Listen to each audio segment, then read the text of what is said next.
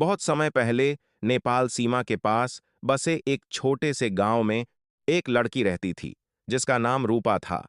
रूपा गांव के सबसे अमीर जमींदार जगदीश सिंह की बेटी थी। गांव में उसके पिता की बहुत इज्जत थी। उनका नाम सुनते ही लोग सिर झुका लिया करते थे। इसी वजह से रूपा का स्वभाव भी बहुत घमंडी हो गया था। वह अक्सर गरीब लोगों को अपने से नीचे समझती थी। उसी गांव में एक लड़का रहता था जिसका नाम श्यामल था। श्यामल एक मेहनती और समझदार लड़का था। उसके पिता किसान थे। थोड़ी सी जमीन थी जिससे घर का खर्च चलता था। श्यामल पढ़ाई में बहुत तेज था। उसका सपना था कि वह शहर जाकर बड़ा अफसर बने। एक दिन गांव के रास्ते में रूपा की नजर श्यामल पर पड़ी। वह अपनी सहेलियों के साथ खड़ी थी। रूपा मुस्कुराते हुए बोली, अरे श्यामल, बड़े सपने देखते हो तुम। किसान का बेटा होकर अफसर बनोगे। श्यामल शांत स्वर में बोला, सपने जाति और पैसे देखकर नहीं आते। यह सुनकर रूपा का चेहरा गुस्से से लाल हो गया। उसने कहा, अपनी औकात मत भूलो। श्यामल बोला, औकात इंसान के कर्म से होती है। यह बात रूपा को बुरी लग गई। उसने उसी शाम अपने पिता से झूठ बोल दिया कि श्यामल ने रास्ते में उसका अपमान किया। जगदीश सिंह गुस्से में श्यामल के घर पहुंचे। उन्होंने पूरे गांव के सामने श्यामल और उसके पिता को बहुत बेइज्जत किया। श्यामल के पिता फोल्डेड हैंड्स करके बोले, मेरा बेटा ऐसा नहीं कर सकता। लेकिन किसी ने उनकी बात नहीं सुनी। गांव वालों ने अमीर आदमी का साथ दिया। श्यामल को पंचायत में बुलाकर सबके सामने डांटा गया। उसका नाम खराब कर दिया गया। इस घटना के बाद श्यामल गांव में चुप रहने लगा।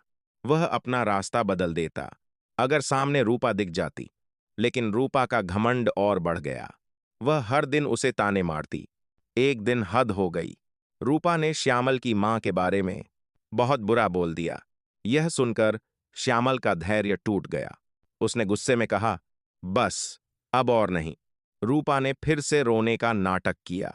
इस बार गांव वालों ने श्यामल को बुरी तरह पीटा। उसकी पढ़ाई भी छुड़वा दी गई। उसके परिवार की इज्जत मिट्टी में मिल गई। श्यामल की बहन की शादी टूट गई। मां घर से निकलना बंद कर दी। पिता का सिर शर्म से झुक गया। इन सब के बाद श्यामल के मन में बदले की आग जल उठी। वह गांव छोड़कर शहर चला गया।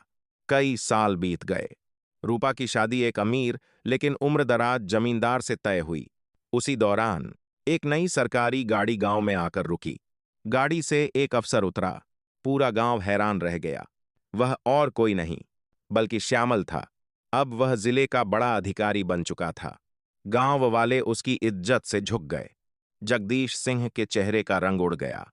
रूपा ने जब श्यामल को देखा तो उसकी आंखें शर्म से झुक गईं।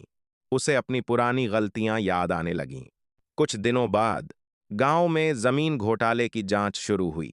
जांच में पता चला कि जगदीश सिंह ने गरीबों की जमीन हड़प रखी थी। सबूत श्यामल के हाथ लग गए। अब वही गांव जो कभी श्यामल को दोषी मानता था उसके सामने सिर झुकाए खड़ा था। रूपा रोते हुए श्यामल के पास आई। वह बोली, मुझे माफ कर दो।